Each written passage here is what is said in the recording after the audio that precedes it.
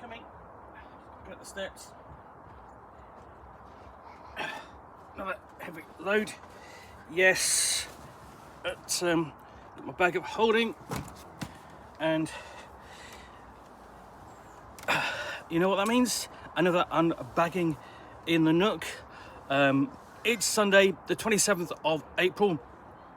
I was in London yesterday for DragonMeet, Call to Adventure, which was a mini convention, part of the DragonMeet sort of identity, as it were, but placed earlier in the year and at its old venue, Kensington Town Hall in Kensington, where it was for many years before it moved to the Novotel Hotel in Hammersmith, and is now moving again this year to the Excel Centre just south of the river in London.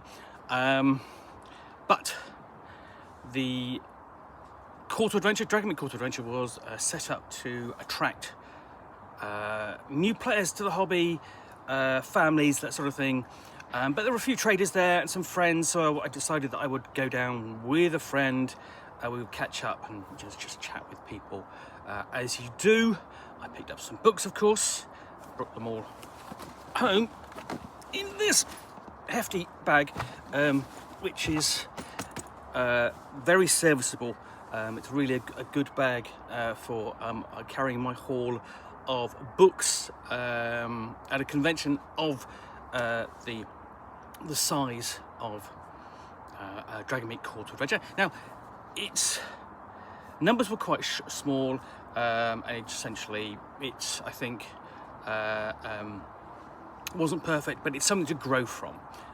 Obviously, the organisers are aware of the issues that they had, and I mean, we'll see what happens with the next one. I think it will grow and grow. It's in a nice location, and you know, people can put on games and run and hopefully attract new players and families to come and try games. But anyway, that's not what you're here for. You're here to see what I've got, or see what I've got in my bag of holding. Quite literally, this is my bag of holding. So just a little bit more of this nice hot cup of tea. And we'll start digging into this bag, which has numerous pockets and hidden compartments, sort of thing. So now some things are old, some things are new. It's a bag I got given to that was making things easier to carry, and some things I actually had in my bag with me to read on the train. Of course, I mean, so that's one of those. That's Acton Cthulhu, Forest of Fear. This is book 7 in the series. This is a campaign set during the Ardennes campaign of winter 1944. That's on my reviews queue. I have Black Powder and Brimstone, an interesting little role-playing game that essentially is powered by Mert Borge, now published by Free League Publishing, and it's I could describe it as sort of like 30 Years' War, as if it was written for Mert Borge. Game I've been wanted to get hold of, look at, is this. It's originally published by Two Little Mice. I've had a look at the quick start. This is Outgunned, now published in English by Free League, which is great news because it's going to get a bigger market presence, just because of how big Free League are now. Outgunned, cinematic action role-playing game. You know, essentially your lethal weapon, transporter, that sort of thing, which is always fun to play. It sort of goes off these slightly into, you kind of go with the wuxia kind of cinematic style as well. It's not quite that, it is, but you can do it with that. So that's one pocket, and then I keep going. So I'll do this, and I'm gonna, knocking things down. Let's simply put this back up there. So in this little pocket, what have we got? Nothing in there. Got some things in there. This was the issue of Tabletop Gaming, issue 102, which was given out free on the day. That was very generous of the publisher. And the other thing about this is that this advertised the next big event in the UK, which for most gamers, and that covers role players, board gamers, war gamers, card game players, and that's UK Games Expo, which is taking place at the end of next month, March, what am I saying? May 31st, something like that. And I will be at that, looking forward to going to that because it's a big event. And I've got some fanzines in here. Now, these are things that I took with me to read. So, Scout magazine, which is dedicated to old school Renaissance. Nice little mix of classes and monsters and treasures and that sort of thing. See Book of Misery Volume 2, another Mert Borge title. Phylactery, which is a general kind of old school style role-playing game fanzine. Lots of monsters and magical things and NPCs and bad guys and stuff. Really nice mix in that kind of classic mix. Value Out of Time, Tribes and Factions, actually some actual kind of things for player characters to interact with rather than fight in this series for the Dungeon Crawl Classics role-playing game. Excuse me, Dungeon Crawl Classics role-playing game and the Mutant Crawl Classics role-playing game. You can just drop that into your campaign for both settings. Could even be a conduit between the two. I read 3 of these so far. I've been really disappointed by it because it's basically been all about the monsters, and that's great. But you kind of want to go have something to interact with apart from just hitting it and running away from it. Lowborn, which is it's a fanzine for Zweihander, so that's why it's the independent Zweihander Grim and Perilous fanzine. That's support for essentially if you want to do Warhammer Fantasy role-playing style gaming, but don't want to mess around with Warhammer and its inherent silliness. No, nothing more in there. Just check the pockets here. I've got some stuff to take out of there. So then we come to the middle pocket of this. There's quite a lot in here. So catalogue for Hachette board games. Really nice people. But that's not for me, that's for my friend who runs a game shop here in Birmingham. Review copy backstories from Hachette games. Essentially, your choice is your adventure. Alone Under the Ice, a little horror storytelling solo game using cards. Your brother is missing, can you find him? Use your actions on situations. Each of your choices takes the adventure in a new direction. I'm just show you that gives you some idea of the physicality of this game. You've got these cutouts here and in the cards, so that's going to be interesting to look at, I'm pretty much sure.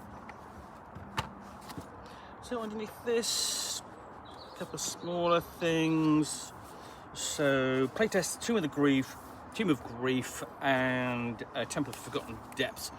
These are from No Short Rests, which is a book of one-shots or mini encounters that the publisher is putting together, and they were generous enough to give me a couple of these example of scenarios, which will be in the final book, so I can basically have a look at these, give them a review, and talk about them, and perhaps even give some feedback for them. So yeah, nice to see. Against the Wind, this is another title from Critical Kit, who have used to do kind of Dungeons and Dragons style sort of mini adventures, but now have moved into a more interesting space where they publish a lot of kind of solo journaling role-playing games. This is a solo journaling role-playing game which involves drawing a map and exploring that world. From Brazil. I've looked at a couple of things from them, like Death in Berlin and Aces Over the Adriatic, which I both recommend as very good.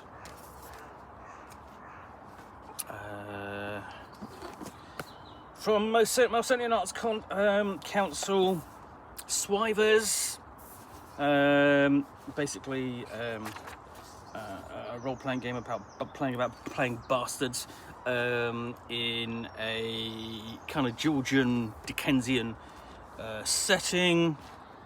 What's next? Another thing from Critical Kit is Midnight Melodies, solo role-playing game in which you play a jazz pianist. Fantastic. I love that idea. You know, the other thing with these solo journaling games is you really get to explore doing things you might not do in traditional role playing. Because obviously, being a jazz pianist is something you probably pretty much do on your own. You might have you might be part of an ensemble, a band, or something like that. But effectively, it's something doing by yourself. So that's not really a good thing you can do when you're part of a group. I'm going to be a jazz pianist. All right, we're off solving this, solving this murder. Yeah, okay, I've got to practice some scales. Doesn't quite work. Okay, solo game. Simon Burke's Innsmouth, The Stolen Child from Blue Fox Game Book. This is a solo adventure book, Cthulhu themed, because obviously it's set in Innsmouth. I will dig into that. Do like a good solo role-playing game. What have I got? The only thing I did buy is Death Game, which I got signed. So yeah, good. Basically give that a good review. Basically, it's sort of like a Running Man, Hunger Games kind of style role-playing game. The latest thing, also from Fever Swamp, from Hamiltonian Arts Council. Do like a good Fever Swamp. Some of the artwork is terrific, and it's really kind of really interesting, fun role-playing settings that you don't want to go and you as a player you don't want to go and a person I don't want to go and explore a swamp and with all the insects and bugs. As a role player, I'm just gonna let you do that. Cryptid Creeks is a tabletop role-playing game combines the mystery, horror, and coming-of-age genres to emulate popular shows like Gravity Falls, Stranger Things, and Buffy the Vampire Slayer. You play a crew of river scouts setting out to save Clawfoot, the place you call home. This is from Hatchlings Games. Now, Hatchlings Games is best known for Inspirales, which is a role-playing game designed to be conversant with the deaf awareness communities. It's an Arthurian role-playing game in which you play teenagers who get spirited off to another world where they undertake tasks almost like essentially like members of the Round Table. But the thing is, they can all perform magic, and the great thing in the game is that to perform magic, you spell the words you want to use. Basically, the magic spells you want to use, you spell the words out in sign language, and so you can literally learn to play and learn sign language as you play, and I know that's absolutely great. Right, almost getting to the end, I think. I just want to check that. Yep, done that. Nothing in there. The biggest role-playing game I picked up was the new one from the Cypher System, Tidal Blades, the role-playing game. This is latest from Monty Cook Games. I do like the Cypher System. It's fun, engaging, and you really do feel like you get to play some great characters and explore some fantastic worlds. And that just leaves the Tales of the Old West. That's a really classic, great cover on there. This is an Old West role-playing game. It's from Effect. Really nice couple of guys. So they finally gave me a copy to review, and I said, would you mind signing it? Because and this is what they wrote.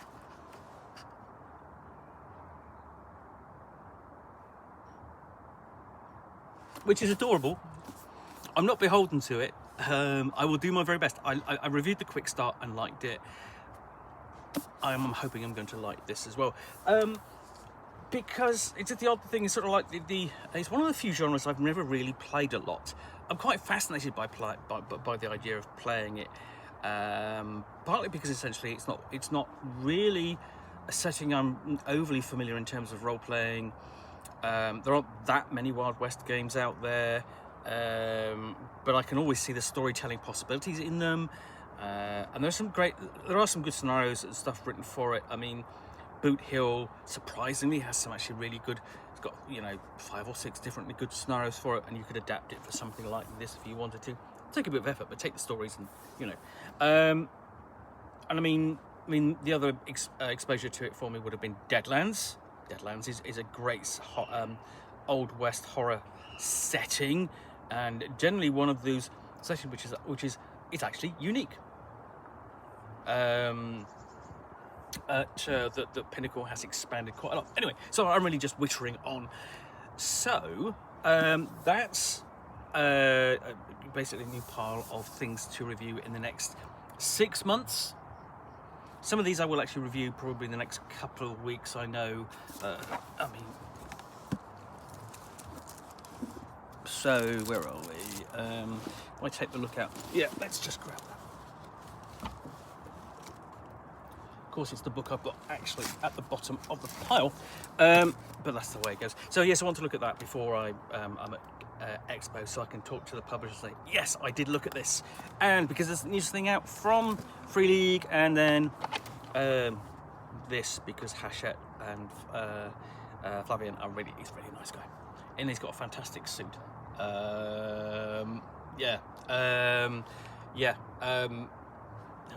An indescribable suit, which is the map game that won the Spiel des Jahres a couple of years ago, and he's basically had it mapped out onto the suit, and it looks amazing. So yeah, that's backstories. Once I've looked at that, and that because I do like a good Merc Borg adaptation, and I love sort of like seeing how this switches to different genres and settings. But anyway, that is my unbagging in the Nook from DragonMeet Call to Adventure, which took place on Saturday the 26th of April. If you enjoyed this unboxing in the Nook, then please do click on the like button down below. And if you've got any comments or feedback, I do appreciate you take the time to post those. And lastly, if you want to be alerted to more unboxings in the Nook, where you will see me out here, I'm sorry, I say unbaggings in the Nook, where you typically will see me out here with a bag. In this case, a bag of holding, which I will unbox and chat about to the best, from which I will not the bag, which I will unbag books and games and so on, and chat about to the best extent of my knowledge for roughly 10 minutes or so. All, of course, accompanied by a nice hot cup of tea. Well, please do click on the subscribe. I've really balls this outro up, haven't I? But yeah, if you enjoy these videos, do think about subscribing. Button down below.